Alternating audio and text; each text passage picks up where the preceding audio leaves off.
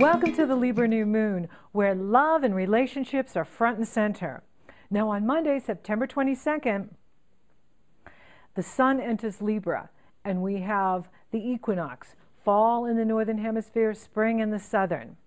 Pluto moves direct on September 22nd. So this is a very powerful day. And if you want to get my forecast on the Libra new moon for each of the 12 signs, you go to my September astrology forecast and I go into detail there. Or if you want to read about the Libra new moon, you can go to my blog and read all about the Libra new moon there. So we have this fabulous Libra new moon on September 23rd and the 24th. So the sun is at 1 degree 8 minute Libra. The moon is at 1 degree 8 minute Libra. They're coupled in Libra, and they're in harmonious energy flow with Mars. Mars has moved into Sagittarius, and Mars is sextiling the sun and the moon. This is new opportunities, new beginnings. Mars in Sagittarius is about being forward focused, being brave and courageous. Now there's always a shadow side to all of the signs. With Sagittarius, it can be too judgmental or fanatical in our beliefs. Fanaticism in any guise is not healthy. Libra rules balance. And so we don't want to be extreme about anything. And we want to find the middle way or the middle ground and be balanced in our approach to taking care of ourselves and being present for others. Now, with Mars in harmonious energy flow with the sun and the moon, this is new beginnings, new start. And in Libra, it can be new love for you, new relationship, new partnership. For those of you already coupled, it could be a rekindling of that love that brought you together. It could be starting a new business together, a new project together, taking your relationship to a new place, a new beginning. And it's a wonderful energy. It's a harmonious energy. It's a beautiful energy. Pluto and Uranus are not on the sun and the moon. So Libras are getting a wonderful new moon chart here. And for all of us that want a new start with Libra, relationships, partnerships, love, harmony, peace, prosperity, this is a wonderful energy for that. Now, as the moon moves off and then the sun moves off, they will have to pass over Pluto and then Uranus. Pluto represents power and transformation, death and rebirth. And so Pluto moving direct on the 22nd is very significant to a cosmic message saying it's time to move forward in your life. It's time to move ahead. It's time to start that business, start that relationship, move, take action now. This is an action energy. This is a new beginning energy, but it's also a harmonious energy. And Jupiter and Uranus are in harmonious energy flow with Mars as well. So there's this other story going on that will really come on board at the lunar eclipse in Aries. So on the 8th of October, we have the Aries lunar eclipse. And this new moon is setting us up for that. So we're beginning in Libra, which is saying new start, new beginning, new love, new relationship, creating balance within ourselves, loving ourselves so that we can bring that love to what we do and who we are in the world and our relationships. At the lunar eclipse, which will be incredibly intense because it is a full eclipse, it's a total lunar eclipse in Aries at 15 degrees Aries, the sun and the moon will be opposing each other and Pluto will be squaring them. Uranus is coupled with it, and I'll go into detail when I do the next report, which will be the Aries lunar eclipse. So Pluto and Uranus are involved in that eclipse. They're not involved with the Libra new moon. So you're getting a new start, a new beginning here in September. Jupiter is in harmony with Uranus at the new moon. In fact, that goes exact on the 25th. But this energy, this Jupiter-Uranus energy, is going to be around until the middle of July 2015. And so Jupiter and Uranus are doing this wonderful dance. Jupiter is in Leo, dream big. Uranus is in Aries, be bold. And when you couple Jupiter and Uranus like this, serendipity happens, synchronicity happens, breakthroughs, windfalls, sudden opportunity, sudden luck. And it's beautiful. It's a wonderful energy. And it's alive and healthy and well at the Libra new moon. And Mars is joining it too, because Mars is in Sagittarius. And so we've got the grand fire trine with Uranus and Jupiter and Mars. This is gorgeous. And like I said, it's going to continue all the way through into October. And Jupiter and Uranus are going to be forming this trine, harmonious energy flow with each other until middle of July 2015.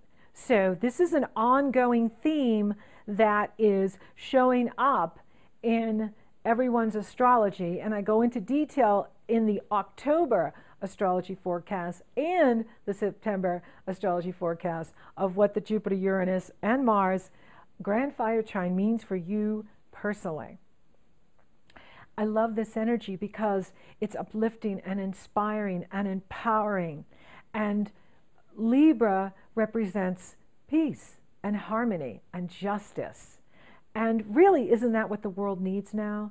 Is people that are balanced emotionally, spiritually, leading us and changing the laws so that it works for all of us. I don't see some Armageddon or World War III when I look down. I don't see a collapse of what we have now. You know, we could simply change the way things are by changing the laws so that they work for the individual, so that they work for people and they work for the communities rather than the few at the top. And that's really what we need to make happen now, is for the power to be given back to the individual. And we will see more and more of that happening as Saturn moves into Sagittarius and starts forming harmonious energy flow with Uranus. And we will begin to see the laws change to serve the individuals rather than the multi-conglomerate corporations that we see in the world today. And that's really been the problem and the challenge of what is happening. And we know it all comes down to this battle of light and darkness that's being waged here on Earth. And, you know, we're caught in the middle of this. And, but it needs to play out. But it, we all have a role to play in it. And if we want to see peace in the world, it starts within us, right? So if I want to see peace in the world, I need to be peaceful within myself. If I want to see love in the world, I want to be in love with myself, but not in a narcissistic way, but in a self-nurturance, self-respect, self-appreciation way. There's a big distinction between narcissism and selfishness. When you're truly selfish, you're in alignment with your soul and your higher self. When you're narcissistic, you're not in alignment with yourself, and you see everyone as an object to serve your ego. That's what we see in the world, is narcissism. If everyone was selfish, they'd be in alignment with their soul and their higher self, they would be doing the will of God, which is peace and prosperity for everyone, respecting all life. But that isn't what we see. And the same thing with power. When you're really powerful, you don't have to control anyone. You don't have to dominate anyone. You don't have to make others believe what you believe. That's force, is what we're seeing in the world. We're not seeing power in the world. We're seeing false power. We're seeing force. We're seeing particular groups and individuals forcing their agenda on others, forcing their will on others. That's not power. That's false power. Authentic power, real power, doesn't need to control or manipulate or dominate anyone, because we already know we're powerful. And in that power, we manifest our own destiny. And so there's a distinction between power and force. And Libra rules balance. The key is balance, right? Libra rules harmony and justice. And justice is where we protect the rights of children, we protect the rights of women, we protect the rights of the weak, so that we are treating others as to how we would like to be treated, right? Do unto others as you want done unto you. And so Libra is here to remind us that unity and peace creates prosperity, creates sisterhood and brotherhood. And this is what the world needs. Isn't it interesting how all of this is, this Pluto-Uranus business and all of the challenges going on in the world really come down to Libra, Aries, Cancer, and Capricorn, but particularly Libra, which is about that balance and justice for everyone. Fairness, right? And so we want to practice that ourselves so that we are role modeling it into the world, right? If we want to see peace in the world, we want to be peaceful. If we want to see love in the world, we want to be loving. And Mercury will enter Scorpio on the 27th. Then it will retrograde in Libra on October 4th through the 25th. So this is a wonderful time right now on the Libra new moon to get married, start a new business, launch a new product, service. This is the energy to do it, because when you do that, you're jumping on a wave and the wave will carry you, because we're building from the Libra new moon to the full moon in Aries, which is full light. And so you want to initiate new beginnings now in late September before Mercury goes retrograde. Now, yes, you can launch under Mercury retrograde and you can do whatever you need to do under Mercury retrograde. We can't stop life or living because Mercury's retrograde. Mercury retrogrades at least 10 weeks out of the year, and that's not including the shadow period, right? So that's 20 weeks out of the year if we include the shadow period. The shadow period is where Mercury retrograde, it retrogrades from 2 degrees Scorpio, and then it retrogrades all the way back to a certain degree in Libra. And so it's already past, we're already in the shadow period right now. However, we still have to conduct business. We still have to live. And so, you do want to be wise in your timing. Timing is everything. When you want to start something new, you want to do it in the best possible environment. You want to do it in the best possible energy. And so you want to jump in when the energy is going to carry your business or your relationship forward. Not where there's no energy or the energy's already moved on, right? So that's when we say timing is everything. It really is. And so you can't stop life, you can't stop living. However, if you can, get things done before Mercury retrogrades on the 4th, it's a good strategy. If you can't, you got to do what you got to do.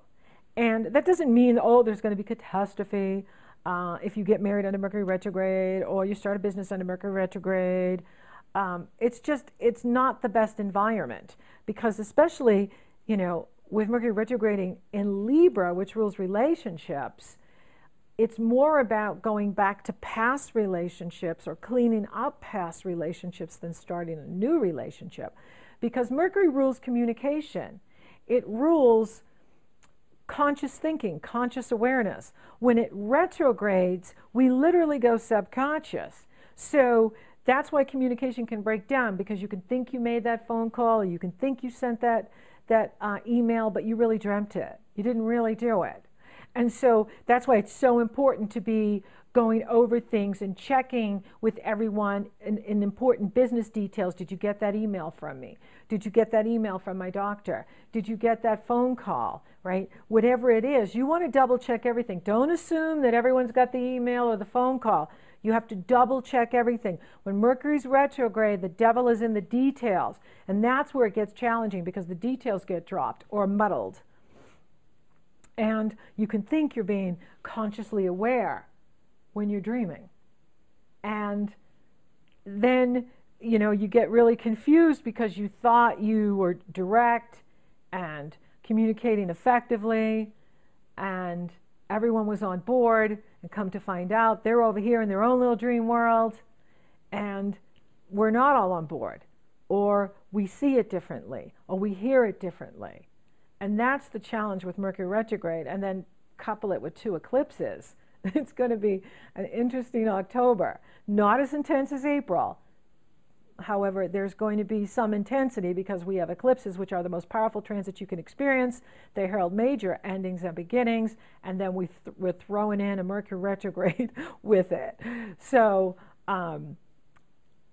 you know, we're in Libra, which is love and relationships and beauty and harmony, and that's a delicious energy. I love when the sun goes into Libra. It's one of my favorite times of the year, is the changing of the season and the fall colors and the harvest. So what are you harvesting right now? Because Libra represents the harvest, you know, and this is a time to harvest your heart's desire, a time to harvest all of your hard work. And let's face it, 2014 has been very challenging. And so this is a time for you to look at the harvest of your work, the harvest of your beliefs, the harvest of your ideals. Libra is a very idealistic sign. It's ruled by Venus, the goddess of love and beauty and abundance. And so it's about creating a world where it's mostly haves and not have-nots, where, you know, we have what we need to be successful. And I really see that, you know, if you give people the right environment, they will be successful. You give people the loans they need for their businesses or their education, and they will be successful, and they will contribute to the community and society. And isn't that what it's about? It's like we have to get the government out of the way, or the banking system out of the way, so that the people can prosper and thrive and boom back the middle class. People want to be successful and effective, but they need the environment to do that in. They need the tools to do that in. And we could change the laws where we bring back integrity and fairness and balance to the banking system, to the judicial system, to the medical system. And so this is what is going to happen. This is what I see happening, is we change the laws and the rules of the game to serve the communities, to serve the people, to serve all of us. And that's what Libra rules, is fairness and balance and justice. This is a beautiful moon. It's in harmony with Mars. Now Venus is at the end. She's at 23 degrees Virgo at the new moon. And she will enter her home sign Libra on the 29th. That's how we finish off September. And that's beautiful, is Venus returning home to Libra. She's a little bit nitpicky here in Virgo. And so be aware of that if you're nitpicking, you know, being critical, right? Venus in Virgo can be a little too self-critical, or critical of your partner, or critical of others. And so be aware of that when that comes up. I don't believe in constructive criticism. That's an oxymoron. Criticism is criticism. That's like saying passive-aggressive is good. Passive-aggressive is never good. It's still aggressive. So be aware of when that comes up and douse it with love, right? Put some love around it and release it. Let go. Practice the law of allowing. Practice acceptance. Acceptance of self, acceptance of others. Doesn't mean you tolerate disrespect or abuse or any of that. It just means that you are focused on what you need, what you can do, what's in your control. Remember, the word responsibility is the ability to respond. And you take responsibility for your actions and your words and your behavior. That's what you have control over. You don't have control over your children or your husband or your wife or other people. That's, you know, that's false. That's an illusion. Your power lies in how you show up and how you communicate to others and what you stand for and what you represent.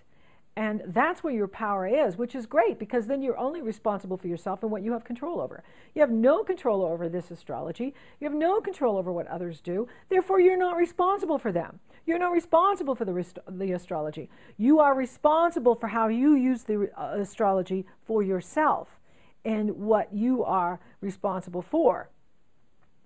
And so this is a wonderful energy. This is an uplifting energy. This is a loving energy. And it is about promoting peace in the world. It is about promoting prosperity in the world. War is obsolete. And, you know, one of the Libra new moon messages, what if we held a war and nobody showed? And that would be a wonderful day, wouldn't it? You know, if we found solutions through cooperation and communication and dialogue and respecting everyone as important, valuable members of our community, our worldwide community. So use this Libra new moon to set your intention for what you want to create, because this is a wonderful, powerful, harmonious moon to do that, and watch it build and grow as we move towards the full moon in Aries. And then you can decide to shift and evolve and change things in October that you need to. But right now, set the intention for love, set the intention for prosperity, and watch the magic happen.